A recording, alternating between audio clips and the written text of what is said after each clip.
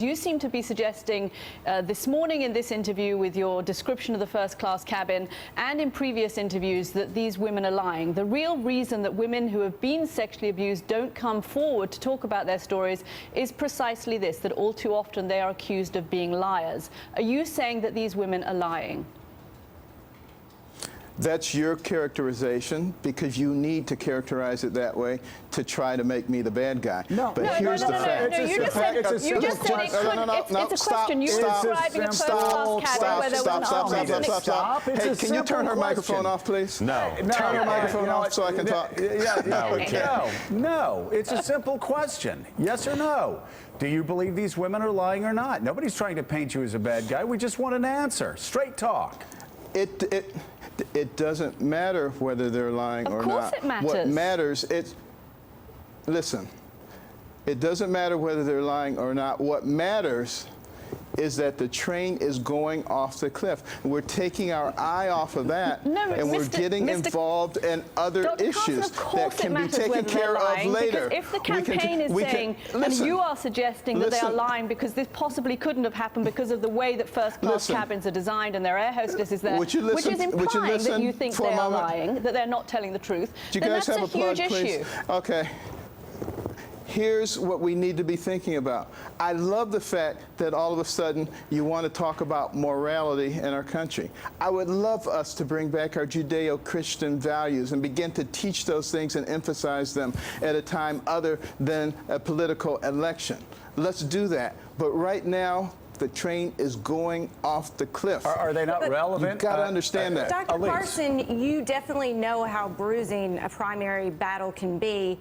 But the entire time you ran for president, you were not accused of a sexual transgression the entire duration of your race, except perhaps by Donald Trump, who referenced you somewhat as a pedophile in a completely unfounded and ridiculous statement. What does it say that there are 1, 2, 3, 4, multiple accusations about Donald Trump, and you didn't have a single accusation like that against you? Again, not the important issue. It's like hitting against a brick wall, getting people, and particularly people in the news media, to understand how much trouble we're in. Look at what's happening to the future of our children. We got a almost $20 trillion national debt, a fiscal gap of $200 trillion. Dr. Carson, 50% of the electorate are women. You think about what's happening with our borders. You think what's happening with our jobs. You think about what's happening with education. You look at all the division that's going on in our country. A house divided against itself cannot stand.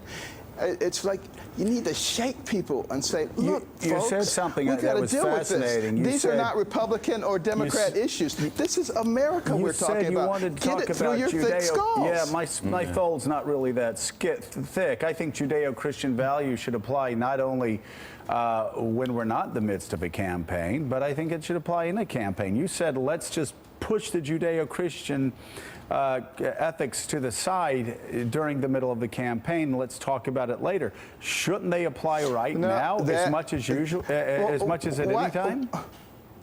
Why is it that you people in the media like to take something that someone said and then try to recharacterize it as something else so that you can then come back and say, this is what he said? Why not just listen to what I'm telling you? I am listening to what you're telling me, and you can go back, and the great thing is we have transcripts and we have tapes, and you said we shouldn't focus on Judeo-Christian values right now. It's on the transcript, it's on the tape.